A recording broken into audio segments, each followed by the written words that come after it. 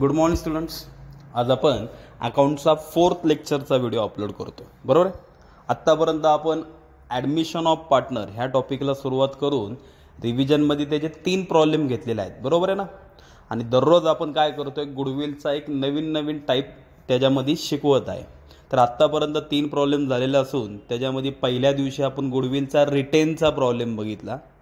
दुसऱ्या दिवशी आपण गुडविलचा विड्रॉनचा प्रॉब्लेम बघितला. आणि काल म्हणजे अर्थात तिसऱ्या लेक्चरमध्ये आपण गुडविलचा रेज RAISED बरोबर रेजचा प्रॉब्लेम बघितला. ठीक आहे. आता आज जो प्रॉब्लेम बघणार आहे त्यामध्ये गुडविलचा शेवटचा. तुम्ही म्हणता सर असे किती टाईप्स आहेत? तर 4 टाईप्स आहेत, मी अगोदरच सांगितलं होतं. तर शेवटचा टाईप आज आपण बघणार आहोत, रेज अँड रिटर्न ऑफ. तर तुम्ही म्हणता साहजिक आहे ते कळेल का सर? तर प्रॉब्लेम तुम्ही दिसतोय स्क्रीनवर पण दिसतोय आणि तुम्ही साहजिक आहे तुम्ही तुमच्या नोटबुकमध्ये लिहिलेलाच असेल. तर सेकंड ॲडजस्टमेंट बघा, it is decided to raise goodwill by ₹90,000. Raise शब्द आलाय. And return of fully after Shirish admission आला ना तो शब्द रिटर्न ऑफ. ह्यांचा अर्थ काय ते मी नंतर सांगतो, पण शब्द बघा, काल फक्त रेज शब्द होता, आज रेज पण आहे आणि रिटर्न ऑफ पण आहे. मग हे दोन्ही शब्द असेल तर आज काय नवीन इफेक्ट जातील, ह्याचा अर्थ काय हे मी तुम्हाला नंतर सांगा. पण शब्द तर नवीन आले तेवढं नक्की कळलं असेल तुम्हाला. ओके, चला मग प्रॉब्लेमला सुरुवात करू. सगळ्यात पहिल्यांदा सुरुवात करायच्या अगोदर तुम्ही आखला आहे ना आपला नेहमीप्रमाणे आखताल. फर्स्ट पेजवर बघा रिव्हॅल्युएशन अकाउंट, त्याच्या खाली पार्टनर्स कॅपिटल अकाउंट. ओके, पार्टनरची नावं टाकून घ्या, हरीश, गिरीश, शिरीष दोन्हीकडे. आणि त्याखाली बाय बॅलन्स ब्रॉट डाऊन आपण ऑलरेडी लिहूनच ठेवतो. हे झालं फर्स्ट पेजवर. आणि त्याच्या शेजारी सेकंड पेजवर आपलं नेहमीप्रमाणे वर आखताल बॅलन्स शीट आणि त्याच्या खाली आखताल cash oblique bank account. Balance शीटला सुरुवातीला लायबिलिटी साईडला कॅपिटल अकाउंट हेडिंग टाकून पार्टनरची तिघांची नावं लिहून ठेवा. आणि कॅश ऑब्लिक बँकचे डेबिटला टू बॅलन्स ब्रॉट डाऊन. नुसता प्रॉब्लेम आखायचा नाही तर आखल्या या सगळ्या गोष्टी त्यामध्ये प्रॉब्लेम स्टार्ट करायच्या अगोदरच भरून ठेवायच्यात. ओके, चला झालं असेल हे तुमचं नेहमीचं काम आहे, त्यामुळं ते तुम्हाला माहिती आहे. मी सांगायच्या अगोदरच तुम्ही तयारीत असतालच, त्यामुळे डायरेक्ट प्रॉब्लेमला सुरुवात करू. ओके, चला पहिली लाईन प्रॉब्लेम जरा पहिल्यापासून वाचू आपण. काय दिले बघा, the following is the balance sheet of Harish and Girish. सुरुवातीची ओळ काय दिली की following is the balance sheet of Harish and Girish. 2 पार्टनरची नावं दिलीत, ओल्ड पार्टनर्सची नावं दिलीत. पण सगळ्यात महत्त्वाचं प्रॉब्लेममध्ये कुठं रेशो दिसत नाही. ॲक्च्युली रेशो देतात ना पहिल्या लाईनीत नेहमी, तर रेशो दिलेला नाही आहे. दिलेला नाही म्हणजे ह्याचा अर्थ आपलं नशीब चांगलं आहे, कारण रेशो जर दिला नसेल तर ह्याचा अर्थ इक्वल रेशोनी प्रॉब्लेम सोडवायचा. म्हणजे जे काय वाटायचं असेल ते दोघांना इक्वली वाटायला, आणि इक्वली वाटणं साहजिक आहे, कधी पण सोपं असतं. त्यामुळं प्रॉब्लेममध्ये आज एक गोष्ट चांगली की बाबा रेशो इक्वल आहे. ओके, चला मग खाली सुरुवात करू. बॅलन्स शीट त्यांनी दिलेली आहे. मग बॅलन्स शीट जी काय त्यांनी दिलेली ओल्ड बॅलन्स शीट ती पहिली आपण युटिलाइज करू, वापरून घेऊ. चला बॅलन्स शीटला काय काय दिले तर कॅपिटल अकाउंट दिसतंय का बघा, लायबिलिटी साईडला आहे ना. शेवटी बघा कॅपिटल अकाउंट हरीश 1 लाख, गिरीश 1,40,000. चला माहीत असं उतरून काढा. पार्टनर्स कॅपिटलला लिहिले ना बाय बॅलन्स ब्रॉट डाऊन. मग हरीशच्या कॉलममध्ये लिहिताल 1 लाख आणि गिरीशच्या कॉलममध्ये लिहिताल 1,40,000. दोघांचं कॅपिटल आहे तसं बॅलन्स शीटमधलं बघून उतरून काढलं बाय बॅलन्स ब्रॉट डाऊन. आता तिथंच बॅलन्स शीटला पलीकडं बघा, पलीकडं मीन्स ॲसेट साईडला बघा कॅश बँक काहीतरी असेल ना. आहे बघा पहिलंच नाव आहे कॅश इन हँड. किती अमाऊंट आहे त्याची 37,000, 37,000. चला मग त्याचा पण बॅलन्स आहे तसा लिहून काढा. कॅश ऑब्लिक बँकला लिहिलं ना टू बॅलन्स ब्रॉट डाऊन, लिहा मग अमाऊंट 37,000, 37,000. ओके, चला पहिली स्टेप बॅलन्स ब्रॉट डाऊन केले. कॅपिटल अकाउंट आणि कॅश ऑब्लिक बँक अकाउंट दोघांचे बॅलन्स आहे तसे तिथले बघून उतरून काढले. Second step savings. काय वाटायला आहे का बाबा? नवीन पार्टनर याच्या अगोदर ओल्ड पार्टनर्स काय करतात, त्यांचा जो साठवलेला पैसा असतो अनडिस्ट्रीब्युटेड प्रॉफिट, मग तो वाटून टाका. काय आहे का? तर 3 नावं मी पाठ करायला लावलेली, जनरल रिझर्व, रिझर्व फंड आणि प्रॉफिट अँड लॉस अकाउंट. बघा तिघांपैकी काय आहे का? तर एक नाव आहे बघा प्रॉफिट अँड लॉस अकाउंट आहे. कुठे? तर लायबिलिटीला आहे. लायबिलिटीला म्हणजे ह्याचा अर्थ क्रेडिटला आहे. मग वाटून टाका क्रेडिटला. किती अमाऊंट आहे बघा पहिली त्याची. प्रॉफिट अँड लॉस अकाउंट 16,000, 16,000 आहे. इक्वली वाटा, 8,000 येतील, बरोबर ना. मग चला वाटून टाका. लायबिलिटीला आहे म्हणल्यावर क्रेडिटला by profit and loss account. Profit and loss account दोघांना इक्वली 8,000 8,000, 16,000 होती ना अमाऊंट. मग दोघांना हाफ हाफ केले, 8,000 8,000 वाटून टाकले पार्टनर्स कॅपिटल अकाउंटच्या क्रेडिटला. ओके, जे काय वाटायचं होतं ते वाटून झालं. आणि आत्ता शिक मग प्रॉब्लेमला सुरुवात. बरोबर ना. मी नेहमी सांगतो की ॲडमिशनचा प्रॉब्लेम हा वाचत बसायचा नाही, बरोबर ना. काय ॲडजस्टमेंट आहे खाली ते नंतर. ॲडजस्टमेंट चालू करायच्या अगोदर, प्रॉब्लेम वाचायच्या अगोदर ही कामं करून ठेवायची. ही कामं म्हणजे कुठली कामं? तर बाबा पहिलं बॅलन्स ब्रॉड डाऊन करून घ्यायचे. त्यानंतर जे काय वाटायचं असेल जनरल रिझर्व्ह फंड ते वाटून घ्यायचं. आणि मग आत्ताशी प्रॉब्लेमला सुरुवात. ओके, चला मग फर्स्ट ॲडजस्टमेंट काय दिलं बघा प्रॉब्लेममध्ये खाली काय दिलं आता बघू आपण. On 1 April 2011 Shirish is admitted in partnership on the following terms. बरोबर आहे ना. त्यांनी सांगितलं की बाबा 1 एप्रिलला त्यांनी एक नवीन पार्टनर शिरीष इज ॲडमिटेड, नवीन पार्टनरचं नाव इथं देतात. बरोबर आहे ना, की शिरीष नावाचा एक नवीन त्यांचा पार्टनर होता, तो 1 एप्रिलला बिझनेसमध्ये ॲडमिटेड झाला, जॉईंट झाला. ओके, मग साहजिक आहे नवीन पार्टनर येताना 2 गोष्टी घेऊन येतो, कॅपिटल घेऊन येतो, गुडविल घेऊन येतो. बघू मग. बघा फर्स्ट ॲडजस्टमेंट काय दिली. Shirish should bring in cash ₹2 lakh as capital. बस मी पुढचं वाचत नाही, किती कॅपिटल आणलं तेवढं कळलं बाद झालं. की शिरीष शुड ब्रिंग, त्या शिरीषनी येता येता in cash ₹2 lakh as capital, 2 lakh रुपये त्यांनी कॅपिटल आणलं. ओके, चला मग कॅपिटल आणलं ना. मग आणलं म्हणल्यावर नेहमीप्रमाणे कॅपिटलचे 2 इफेक्ट माहिती आहेत ना, शेजारी शेजारी. कॅश ऑब्लिक बँकच्या डेबिटला, का डेबिटला? तर डेबिट वॉट कम्स इन. त्यांनी कॅपिटल आणलं म्हणजे कॅश आणली, बिझनेसमध्ये कॅश आली. सो फर्स्ट इफेक्ट डेबिटला, कॅश ऑब्लिक बँकच्या डेबिटला. आणि दुसरा इफेक्ट शेजारी पार्टनर्स कॅपिटलच्या क्रेडिटला, डेबिटला क्रेडिटला. ओके, चला मग पहिला इफेक्ट द्या कॅश ऑब्लिक बँकच्या डेबिटला टू शिरीष, ज्यांनी आणले त्याचं नाव टाकतात, to Shirish capital account. Okay, amount टाकताल 2 lakh. First effect cash oblique बँकच्या डेबिटला. अँड सेकंड इफेक्ट पार्टनर्स कॅपिटलच्या क्रेडिटला by cash oblique bank account. Fix adjustment आहे, दररोज असते. लिहिला by cash oblique bank account. कुणी आणलंय? शिरीषनी ना. मग अमाऊंट पण शिरीषच्या ह्याच्यात टाकताल 2 लाख. नवीन पार्टनर येताना कंपल्सरी कॅपिटल घेऊनच येतो, त्यामुळं पहिले ॲडजस्टमेंट ही फिक्स आहे. त्यामुळे त्याचे इफेक्ट मी तुम्हाला दररोज सांगतोच आणि पाठच करायला लावलेत मी, debit credit. Okay, next adjustment goodwill. आता आज गुडविलचे ॲडजस्टमेंट रिटर्न ऑफचा प्रॉब्लेम आहे, त्यामुळं थोडंसं आज गुडविल मी म्हणतो ना, गुडविलचे 4 टाईप आहेत. 4पैकी पहिले 3 टाईप म्हणजे आत्तापर्यंत जे आपले 3 प्रॉब्लेम झालते ते त्यातल्या त्यात सोपे होते. पण आज जो आपण गुडविलचा 4था टाईप बघतोय, रेज अँड रिटर्न ऑफ नावाचा, हा त्यातल्या त्यात थोडासा डिफिकल्ट असतो, अवघड असतो. त्यामुळे मी एक काम करतोय, गुडविलची जी ॲडजस्टमेंट आहे, सेकंड ॲडजस्टमेंट, ही सगळ्यात शेवटी सोडवतो. ते म्हणता सर चालतं का? तसं चालतं ना. ॲडजस्टमेंटचा सिक्वेन्स वर खाली किंवा तुम्ही तुमच्या सोयीनुसार बदल केला चालतो. असं काही नसतं की प्रॉब्लेम हा लाईनशीरच सोडवला पाहिजे. आपल्याला पाहिजे तसा वर खाली ॲडजस्टमेंट चेंजेस करून सोडवला तरी चालतो. त्यामुळे एक काम करू, सेकंड ॲडजस्टमेंट शेवटी घेऊ, बाकीचा प्रॉब्लेम पहिला उरकून घेऊ. ओके, चला मग थर्ड ॲडजस्टमेंट पहिली घेऊ, तुमची आवडीची नेहमीची ॲडजस्टमेंट आहे. Equipments and plant to be depreciated by 20% and 10%. इक्विपमेंटवर आणि प्लांटवर डेप्रिसिएशन काढायला लावले. बरोबर आहे. चला इक्विपमेंट्स किती आहे बघा बरं, 12,000, 12,000 आहे. चला लिहून काढा ॲसेट साईडला. इक्विपमेंट्स त्याची अमाऊंट लिहिताल 12,000, 12,000. बरोबर आहे. त्याच्यावर डेप्रिसिएशन होतं ना. डेप्रिसिएशन म्हणल्यावर काय करतो? लेस करतो. लेस डेप ॲट 20%. 20% होतं. कसे काढताल 20%? एक 0 दाखला की 10% आले, 1200. मग 20% डबल करा, 1200 1200 किती होतील? 2400, 2400. ओके, चला मग लेस करा आता. 12,000तून 2400 जर लेस केले तर 9,600, 9,600 आउटरला.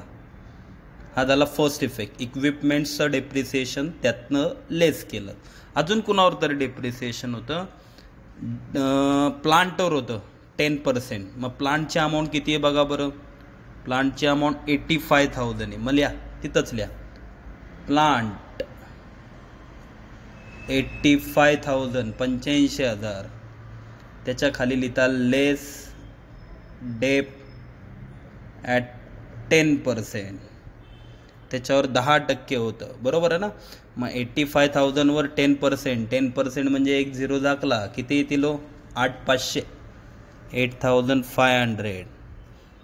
करा लेस. मग 85,000मधून 8,500 जर लेस केले तर किती येतील 85मधून 8 गेले 77, 76,500. ओके. चला, दोघांचं डेप्रिसिएशन दोघांमधनं लेस केलं, पण हा पहिला इफेक्ट झाला. आणि सेकंड इफेक्ट नीट बघा, ह्या दोन्ही आपल्या काय होत्या, ॲसेट्स होत्या, बरोबर आहे ना. आत्ताच आपल्या ॲसेट्स आपल्या काय झाल्या, कमी झाल्या. डेप्रिसिएशन चार्ज केल्यामुळं आपल्या ॲसेट्स काय झाल्या, कमी झाल्या. मग आपल्या ॲसेट्स जर कमी झाल्या म्हणल्यावर तो आपला काय आहे, लॉस आहे. मग लॉस आहे म्हणल्यावर डेबिटला, रिव्हॅल्युएशन अकाउंटच्या डेबिटला 2 एकेकाचं नाव टाका, बरं ना. 2 इक्विपमेंट्स अकाउंट, इक्विपमेंट्स अकाउंट किती आलं तर इक्विपमेंट्सवर 2400, बरोबर. आणि त्याच्याच खाली लिहिताल 2 प्लांट अकाउंट, 2 प्लांट अकाउंट. प्लांटवर किती आलं तर 8,500, 8,500. ओके. सेकंड इफेक्ट कळला, लॉस आहे म्हणून डेबिटला. अँड थर्ड ॲडजस्टमेंट संपली नाही, ते वाक्य मोठं होतं. Equipments and plant to be depreciated by 20% and 10%. And हाय पुढं बघा आता, and building to be appreciated. Building मात्र काय करायला लावली, ॲप्रिसिएटेड. ॲप्रिसिएट म्हणजे काय, वाढवायला लावली बाय 15%, 15%. बिल्डिंग बघा बरं किती वर, 1,20,000 आहे. मग चला ती वाढवून टाकू आपण. या ॲसेट साईडला या परत.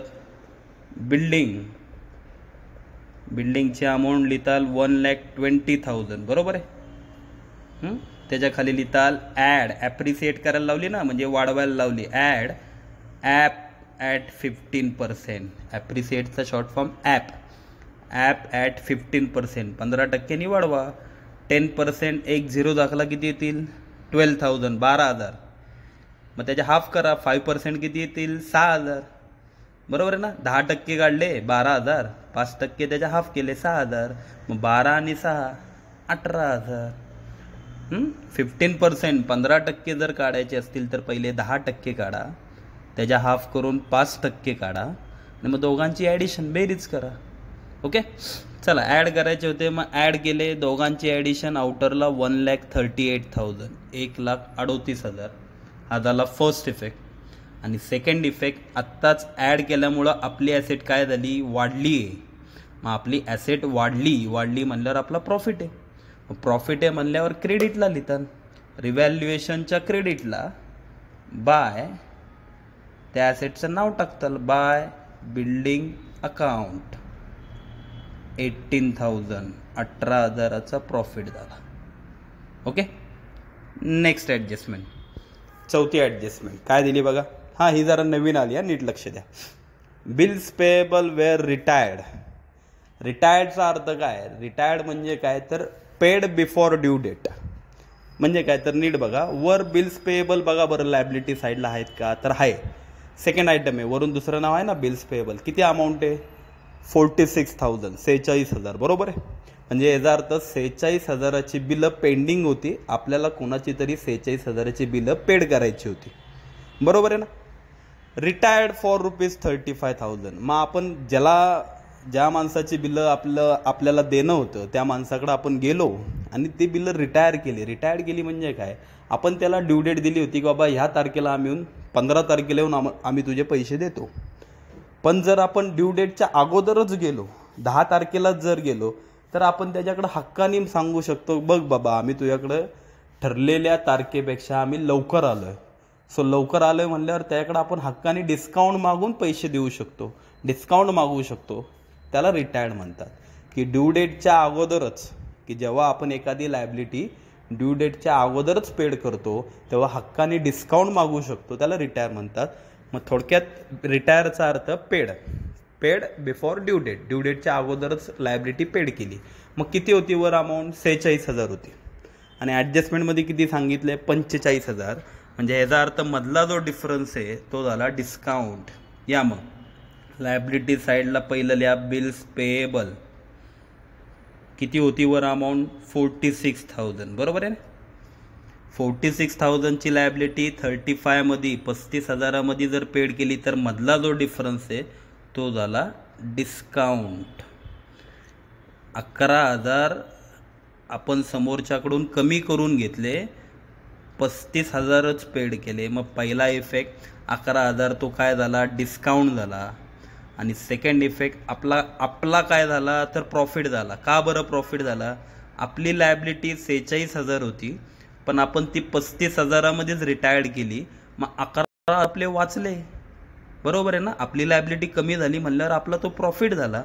मग प्रॉफिट आहे म्हणल्यावर क्रेडिटला, रिव्हॅल्युएशनच्या क्रेडिटला बाय बिल्स पेएबल अकाउंट 11,000चा प्रॉफिट झाला. First effect. पण नुसतं प्रॉफिट नाही झाला, पहिले पैसे कमी करून घेतले. म्हणजे आपण पैसे द्यायला गेलतो, त्यांना सांगितलं बाबा वेळेच्या अगोदर आले म्हणल्यावर एवढे नाही आम्ही पेड करणार 46,000, काहीतरी कमी करा. मग 11,000 कमी करून घेतले अँड रिटायर. मग ते काय केले? रिटायर्ड केले म्हणजे थोडक्यात ब्रॅकेटमध्ये लिहा पेड केले. मग आता पेड केले म्हणल्यावर लेस, आउटरला नील. थोडक्यात लायबिलिटी पेड केली म्हणल्यावर नीलच होणार, पण पैसे कमी करून पेड केले.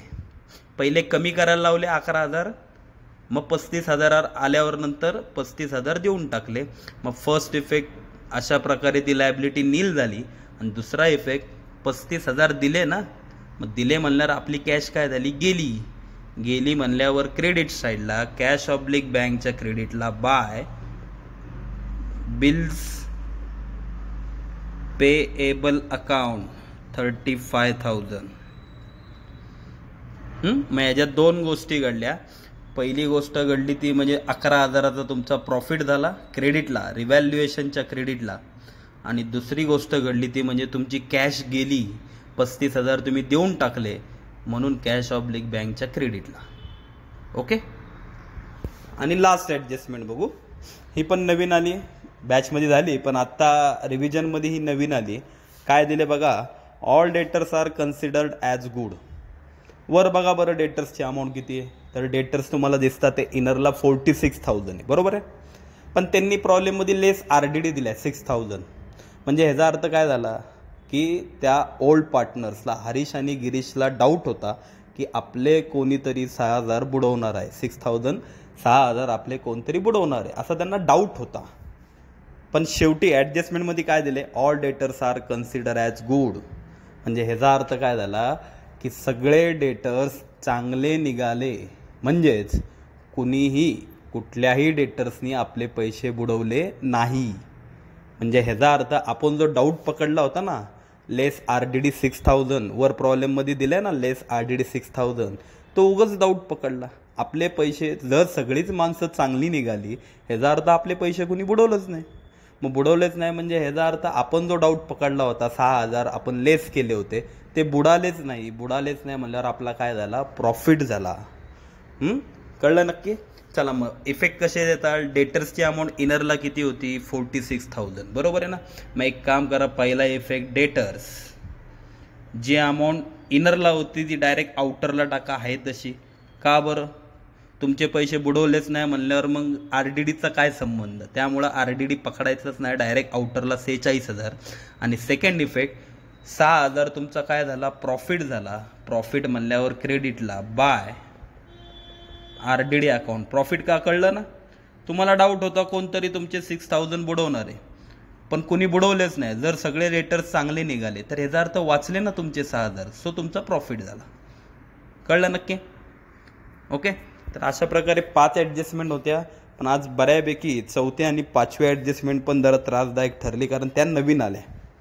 बॅचमध्ये झालेले आहेत, पण आज रिव्हिजनमध्ये नवीन आल्या, त्यामुळे 4थ्या आणि 5व्या ॲडजस्टमेंटला सुद्धा वेळ लागला. ओके, तर प्रॉब्लेम संपलेला आहे, पण सेकंड ॲडजस्टमेंट मात्र अजून राहिलेली आहे.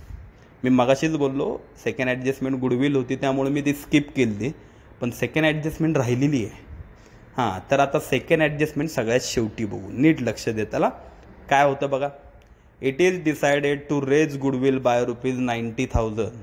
आता तुम्ही म्हणता सर रेज म्हणजे कालच झालं आपला प्रॉब्लेम. रेजचे 2 इफेक्ट आठवतं ना, काल आपण कुठं दिले ते, बॅलन्स शीटच्या ॲसेट साईडला आणि पार्टनर्स कॅपिटल अकाउंट्सच्या क्रेडिटला. ओके, तर साहजिक आहे, रेज म्हणजे काय, तर न्यू पार्टनरकडं शिरीषकडं गुडविल आणायला पैसे नव्हते, म्हणून त्यांनी त्या दोघांना रिक्वेस्ट केली की बाबा माझे पैसे तुम्ही रेज करा, मांडून ठेवा. बरोबर ना, मग त्यांनी मांडून ठेवले असतील. मग तुम्ही म्हणता सर द्या कालसारखे 2 इफेक्ट द्यायला काय हरकत नाही, पण पुढं वाक्य काय दिलं आहे, and return of fully after Shirish admission. म्हणजे ह्याचा अर्थ काय की पहिल्यांदा त्याचे पैसे मांडून ठेवले, हां, त्याला ॲडमिशन दिलं, पण ॲडमिशन दिल्यानंतर त्याचा परफॉर्मन्स बघितला असेल ह्या दोघांनी, हरीशनी आणि गिरीशनी, आणि त्यांना वाटलं असेल की अरे हा पोरगा चांगला आहे, हा जो नवीन पार्टनर आहे शिरीष, हा चांगला प्रामाणिकपणे काम करतोय, म्हणून ते वाक्य return of fully after Shirish admission. म्हणून त्यांनी त्याचं जे काय गुडविल मांडून ठेवलं होतं ते काय केलं, रिटर्न ऑफ केलं, म्हणजे थोडक्यात माफ केलं. त्याला बोलून घेतलं असेल महिन्याभराने आणि त्याला सांगितलं असेल की बाबा चल तुझं गुडविलचे पैसे आम्ही माफ केले, रिटर्न ऑफ केले. ओके, रेज म्हणजे फक्त मांडून ठेवणे, रेज अँड रिटर्न ऑफ म्हणजे मांडून ठेवलेले पैसे त्याचे माफ केले. नक्की कळलं? मग असा जर प्रॉब्लेम पडला, रिटर्न ऑफचा प्रॉब्लेम पडला, तर त्याचे इफेक्ट तुम्ही म्हणताल कुठं जातात, तर त्याचे 2 इफेक्ट जातात, ॲक्च्युली 4 इफेक्ट जातात. पण बॅलन्स शीटला गुडविल रेज करून परत माफ करायचं आहे, म्हणजे गुडविल नील होईल, त्यामुळं बॅलन्स शीटला जाऊच नका. ॲक्च्युअल 4 जातात, पण 4 मधले 2 इफेक्ट नीलमध्येच जातील, त्यामुळं आपण 2च द्यायचे. 2 कुठले, तर फर्स्ट इफेक्ट आपला रेग्युलर पार्टनर्स कॅपिटल अकाउंट्सच्या क्रेडिटला बाय गुडविल, इकडं दोघांना वाटायचे दोघांच्या ओल्ड रेशोमध्ये. आणि सेकंड इफेक्ट तिथंच पार्टनर्स कॅपिटल अकाउंटच्या डेबिटला टू गुडविल. मग तुम्ही म्हणता सर इकडं काय करायचं, तर इकडं डेबिट साईडला जे गुडविल वाटायचे ते तिघांना वाटायचे. आता तुम्ही म्हणता सर तिघांना कसं वाटणार, प्रॉब्लेममध्ये तर रेशो दोघांचा असतो, मग तिघांना वाटायचं म्हणल्यावर तिघांचा रेशो काढायला लागेल, म्हणजे थोडक्यात न्यू रेशो काढायला लागेल. मी तेच म्हणलो ना तुम्हाला की बाबा सगळे प्रॉब्लेम पडावे, पण हा प्रॉब्लेम पडू नये रिटर्न ऑफचा. का बरं रिटर्न ऑफचा प्रॉब्लेम पडू नये, कारण ह्याच्यात वर्किंग नोट आली. म्हणजे आत्तापर्यंत आपण 2 पानांवर प्रॉब्लेम सोडायचो, आता 3रं पान पण तुम्हाला वापरावं लागेल, वर्किंग नोट. कसली वर्किंग नोट, तर calculation of new ratio. Return ऑफचा प्रॉब्लेम पडला तर तुम्हाला न्यू रेशो काढावा लागतो एका छोट्याशा इफेक्टसाठी, बाकी कशासाठी नाही. बाकी ह्या न्यू रेशोचा पुढं कुठं वापर करायचा का, तर नाही. एक इफेक्ट देण्यासाठी तुम्हाला तो न्यू रेशो काढावा लागतो. मग तो न्यू रेशो कसा काढायचा, तर त्याचा एक सिम्पल फॉर्म्युला आहे. New ratio is equal to old ratio into balance of 1. New ratio is equal to old ratio into balance of 1. सुरुवात न्यू रेशो काढताना पहिल्यांदा फॉर्म्युला लिहितात. फॉर्म्युला लिहिल्यानंतर दोघांची नावं टाका. कुणाची, ओल्ड पार्टनर्सची, हरीश, त्याच्याखाली गिरीश आणि त्याच्याखाली शिरीष, तिघांची नावं टाकून घ्या. Okay, is equal to. आता सुरुवात फॉर्म्युलामध्ये नावं टाकली. आता सगळ्यात पहिल्यांदा ओल्ड रेशो. चला, ओल्ड रेशो प्रॉब्लेममध्ये दिला होता का, तर नव्हता दिला म्हणजे इक्वल होता. बरोबर आहे. इक्वलचा अर्थ काय बाबा, इक्वल म्हणजे बाबा तुला अर्ध मला अर्ध, म्हणजे थोडक्यात हरीशचा आणि गिरीशचा ओल्ड रेशो होता 1/2. 1/2चा अर्थ कळतं ना तुम्हाला, 1/2 म्हणजे काय, हाफ, म्हणून ते 1/2. ओल्ड रेशोचा अर्थ दोघांना हाफ हाफ होता. ओके, समजा एखादा म्हणून सर 2:3 असता, समजा ओल्ड रेशो 2:3 असता, तर मग ओल्ड रेशो मांडताना कसं मांडलं असतं, हरीशच्या समोर मी 2/5 लिहिलं असतं. कसं काय 2/5, हरीशचे 2 शेअर्स आहेत ना, सो 2 मी वर लिहिले असते, आणि टोटल किती शेअर्स आहेत, 2 + 3 किती होतात, 5, म्हणून मी 5ला खाली लिहिलं असतं. म्हणजे 5 पैकी 2 शेअर्स, आणि गिरीशच्या समोर लिहिलं असतं मी 3/5. 3/5 कसं काय, तर बाबा त्याचे 3 शेअर्स आहेत ना, 5 पैकी 3, सो 3/5. हे असं जर रेशो असतं तर असं लिहिलं असतं. ओके, पण हे रेशो आज नाही आहे, आज इक्वल असल्यामुळे डायरेक्ट 1/2 1/2 ओल्ड रेशो लिहिला इंटू. आता मेन लक्ष द्या, बॅलन्स ऑफ 1. हे बॅलन्स ऑफ 1 कसा काढायचा, तर नीट लक्ष द्या. आत्तापर्यंत प्रॉब्लेममध्ये जी पहिली ॲडजस्टमेंट असायची प्रत्येक प्रॉब्लेममध्ये, म्हणजे कालपर्यंत जे 3 प्रॉब्लेम झाले ते पहिल्या ॲडजस्टमेंटमध्ये कॅपिटल असतं ना, न्यू पार्टनर येताना किती कॅपिटल आणतो, पण त्या वाक्यात नेहमी पुढं फॉर 1/3 1/4 असं काहीतरी देतात, बरोबर आहे ना. पण मी म्हणतो ना, ते काय त्याचा काय उपयोग नसतो, इग्नोर करा. पण आज त्याचा वापर करावा लागणार. म्हणजे नीट बघा, पहिल्या ॲडजस्टमेंटमध्ये परत एकदा बघा.